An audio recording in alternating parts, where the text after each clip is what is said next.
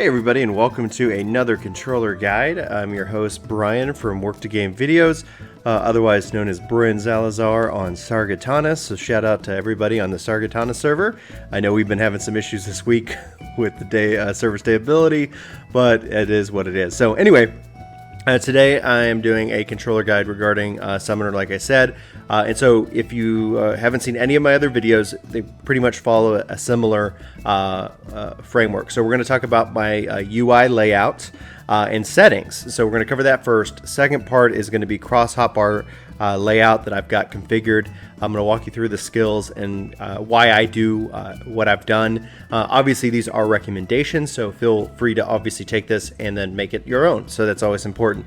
And then lastly, I'm going to show off some in-game footage, talk about some situational stuff. Really just talk about Summoner as a DPS class, job in the system, Final Fantasy XIV. So at the video beginning, I should have the annotations up so you can jump to one of those various sections with ease. So hopefully that is a function that you like. And anyway, so before we get started, like, favorite, subscribe, do whatever you're all that social media stuff to let us know that you like these videos so we can keep making more of those. And then let us know in the comments below if you'd like to see some controller guides for various jobs. We've got a lot we're working on. It's very exciting stuff. But again, this is an update to my previous Summoner controller guide.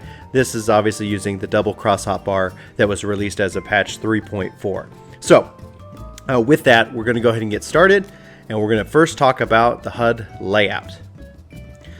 All right, so HUD layout and settings time. I'm going to hit start. I'm going to go over to system and I'm going to go to HUD layout.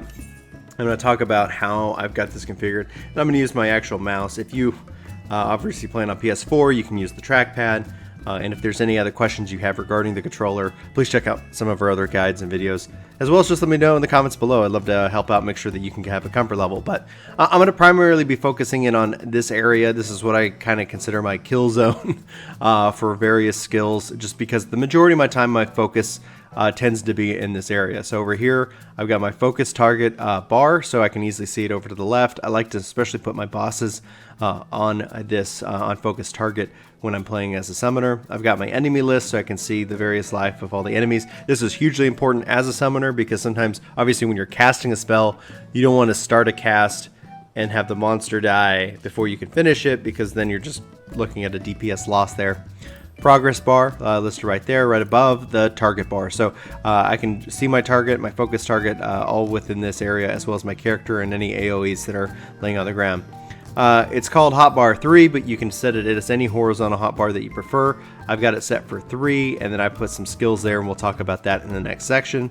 I've got my left cross hotbar, my right cross hotbar, and I've got my status effects bar going, kind of splitting the difference between them, so that as I'm working in this area, I can see all my buffs. Especially this is important for Dragon, Dreadworm stance, all of that, so I can get off Death Flare and hopefully not miss too many of those. I've got my cross hotbar, obviously, my parameter bar, so my life, my MP, my TP. I got a hotbar 2 down here. I like to put little motes, get a little character going on. And that's pretty much it. That's this wheelhouse. You can always feel free to custom your hotbars any which way you want, but we're not going to dive into that right now at this time. So that's the layout. Feel free to make it your own as well. So I'm going to go over into character configuration, and I'm going to go into cross hotbar or hotbar settings. I'm going to talk about some of my settings. So this is where you have a lot of control over what you can and cannot see. So you'll notice that I'm hiding any unused slot, so it doesn't kind of take up any screen space. I can kind of see through it. And so what I'm using here is I've got hotbar 2 and 3 on display, 2, 3, and then obviously you can kind of play around with those settings. Sharing is important. I have 1, 2, and 3 both on cross and regular hotbar, unique to each job. This is important for me. And then anything from 4 on is shared across all jobs.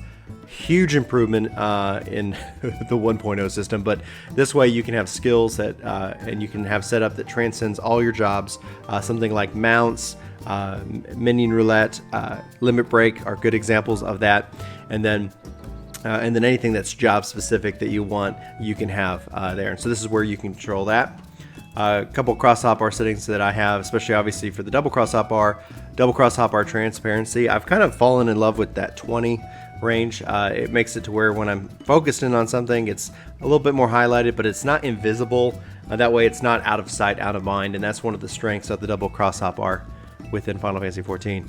And then obviously I have always display the W cross hotbar and then return to the cross hotbar after input from the W cross hotbar.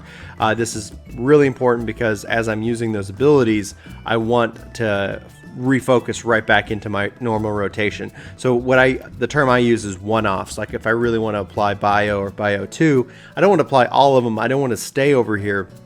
I just want to use it and I want to return and be ready to go. And so you can kind of, if you have an issue with your timing, you can use the input timer control here. And then lastly, within our HUD and settings section, I have enable expanded controls with LT and RT using cross hotbar 2 left and cross hotbar 7 right. So if you'll remember, 2 is job specific and 7 is shared. That's how all of my jobs, when I hold right trigger and then left trigger, I have my mounts, my minions, all of those skills right here, and some varying targeting macros that I've configured. And then on the left side, so L and R, I've got various skills that pertain to my job. That's, just how I like to roll. So feel free to obviously make this your own, figure it out, what works the most comfortable for you, but it's just something I like to do. And then enable W cross hotbar with simultaneous LT and RT double tap. That's how you get to those skills. And I've set it up for 4 buttons, and I'm actually using all of 3 left and right. And so if I hold right bumper, I can use any of the face buttons or the D-pad to switch between them. So if you look at 3, that's exactly what I've got configured and set up right there. Pretty straightforward, pretty easy, and I seem to like it pretty well. So that is the section of settings and layout. Next, we're going to talk about what skills I have and how I've kind of got those placed within the W cross hotbar itself. Okay, so what we've got going on here is skill time.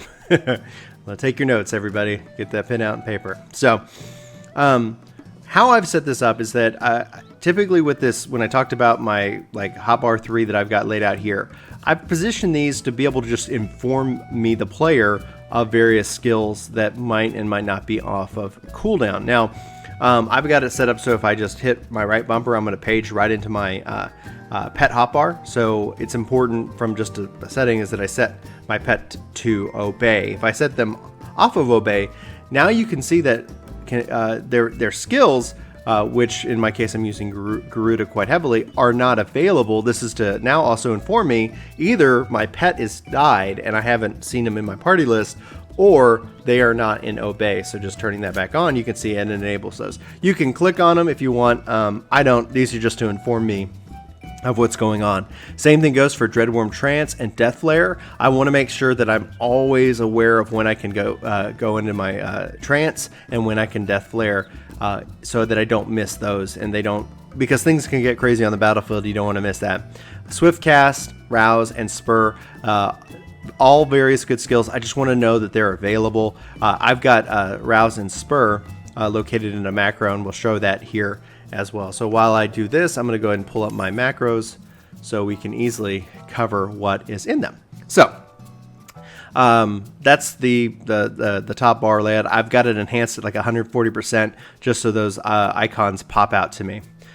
Starting with the W cross hotbar, I have a ether. I have a max potion of intelligence. All of these can be just whatever you've got in your inventory, but if I want to really get some MP back, especially if that's needed, or if I really want to just boost up my intelligence really quickly, I've got access to those very easily without having to futz with too many menus. I've got Tri-Bind, obviously situational. If you're doing big pulls and everybody's working together, bind, not necessarily the best, but it's I want to make sure I have access to it. And then I also have Eye for an Eye so that I can apply that to a tank. Now, some of these I used to actually have up here, but I've moved them here because I have easier access to them. And so that way it just allows me to be a little bit more flexible. All right, so starting with the left side here, we've got what I call Shadow Flare, but it's a macro.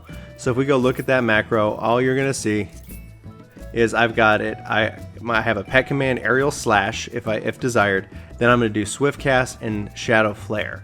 What this does is this allows me to obviously use shadow flare very easily right at the target's feet, and then it's also going to be coupled with swift cast if it's up, so I can get those shadow flares out there pretty quickly, which can also return give me some spell speed. It helps just generally with all of that fun stuff. You'll see I have Enkindle, and then Enkindle in this case is a macro in which that I'm combining Spur and Rouse, which are I showed off right here, and then Enkindle. So this is important because this is giving my pet some big boosts before doing their big super, and that's just adding into your DPS.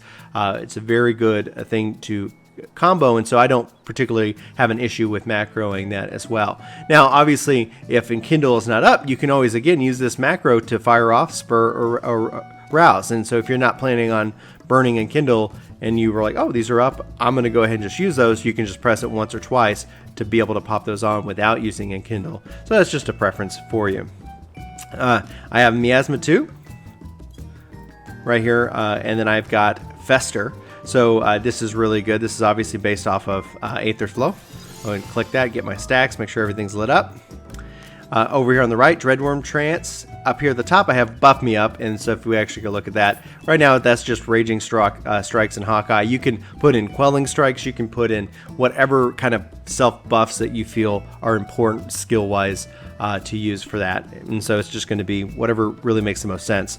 I've got a Summoner Main macro, which has actually become less and less useful. So if you saw my original Summoner guide, you'll know that this used to actually be over here, and it was pretty much what I would use, obviously, especially before I was 60 and had Tri-Disaster. But it's since the Double Cross Hotbar and the ability to individually apply various skills, it's become less and less of an item, and so I highly suspect that this might find its way and being replaced at some point because I'm not actively using it as much. And then over here, Death Flare, obviously great potency ability. It's coupled with Dreadworm Trance, so just make good use of that.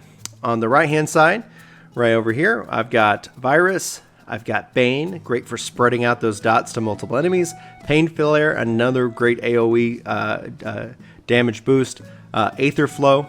And then over here I've got Contagion, which is a pet-specific ability. I typically, with rare exception, have anybody but Garuda out, and this is really great. I used to have Contagion and Tri-Disaster macroed. In fact, you can still see that right here, and if you wanted to use a macro like this, you could do that and free up that one space. But having played more with it and having a little bit more flexibility with my new skills, I find that I like to have easy access to be able to fire off both, because occasionally I felt like I was too locked into pressing the macro multiple times to get them both to fire the way that I wanted to. And then I have a Ruin 2, and which is a macro. See here, Ruin 2, and so that will couple Shockwave with it if they get too close. And then I have Ruin Master, so if I look at my Ruin Master ability, that's Ruin 3, Ruin 2, Ruin 1, and this uses the fail through method. So if Ruin 3 isn't available, it will use Ruin 2. If Ruin 2 isn't available, it will use Ruin, and that is just the way that I've got that set up. So that way, if I go into level synced content and I don't have access to a particular skill, I don't have to rearrange my hotbars. I really hope that that Square Enix does something about this, like with Stormblood in the future, to be able maybe allow us to stack abilities so that as they become unavailable, that it just defers to the highest level ability that is available. But that's really neither here nor there. And then lastly, on the right hand side for the Double Cross Hotbar, I've got Miasma, Bio, and Bio 2, and then Energy Drain. Energy Drain is really great when coupled with Fester. If you're looking at a single target, to be able to Fester, Energy Drain, Fester, to be able to get into Dreadworm's trance faster. So that's just a part of the strategy of playing the job and getting into the stances to be able to try to maximize your DPS output. Anyway, so that's just, I have that there. Obviously, if you're doing AoE, Bane, Pain Flare, even Fester, or Pain Flare, Bane, Pain Flare is a really good AoE way to get those 3 stacks of Aether Flow, or it's not Aether Flow, but it's whatever that I forget the currency name. Anyway, forgive me. But as you expend those, you get the stack. You get 3 of those. You can go into Dreadworm Trance, and it's Ethereal Attunement. There we go. So that is the layout for the Cross Hotbar and the Double Cross Hotbar. I want to talk just briefly about what I've got on page 2 of the system. So if I go over here, this is what I get when I set it. So this is again what's shared off of 2. So this is easier to show this way. So I've got Sprint. It's important. You've got TP. You really aren't using it. Get out of those AoEs if you can. Swift Cast if I want to just kick off Swift Cast for any ability. Sustain, obviously to heal my pet, try to keep him up. Resurrection, if somebody goes down, I need to bring him back. Physic, if I need to kind of cover cures at all, which I have in the past as a summoner. Summon 3, Summon 2, and Summon 1. So I can easily just jump in here and fire off any summon that I wish if I want to bring out Titan, Ifrit, or what have you. Obviously this changes the abilities that I have access to, but you guys can play around with what makes the most sense for you at that time. So that is my Cross Hotbar layout. Those are my macros that I am using. This is probably one of my favorite jobs to play. I do love this, and I love Black Mage. I'm just a mage guy. I love mages. So I just really, hopefully this helps, especially if you're struggling with finding locations to set up your abilities. So when we return from kind of the transition, we're going to be in a dungeon talking about rotations and just general tips regarding playing the job Summoner in the world of Final Fantasy XIV. So stick around. We'll be right back after this transition.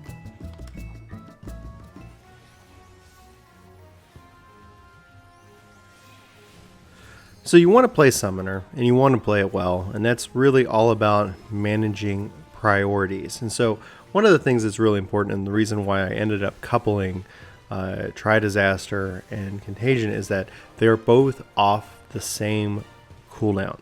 So they're both on a 60-second cooldown, so being able to apply them both.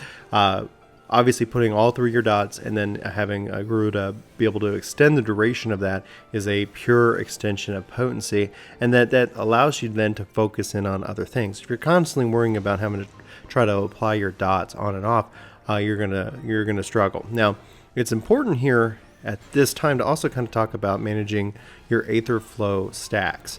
So you want to always try to make sure that you've got 3 and you're not balancing the Ethereal Attunement buff in an offset. So you want, as you spend those, for those to go up and then to go in your stance. So you'll notice that, and we'll see if one of the things I personally struggle with occasionally is sometimes I will have just one Aether Flow on, and then it will be off a cooldown. So at those times, it's probably best to go ahead and reapply that. So here we're at a boss. I'm telling Garuda to put on Contagion. I put on Tri-Disaster. I'm positioning myself with what's going on and being able to use Ruin 2 whenever I need, putting on whatever dots that I want. So this is where I'll start going into my building up my stacks of the Ethereal Attunement. And so you see that I used Fester, and then I used Energy Drain, and then back to Fester, and boom, there I go right into my Dreadworm stance. And here is where I can start applying Ruin 3 at a reduced MP cost.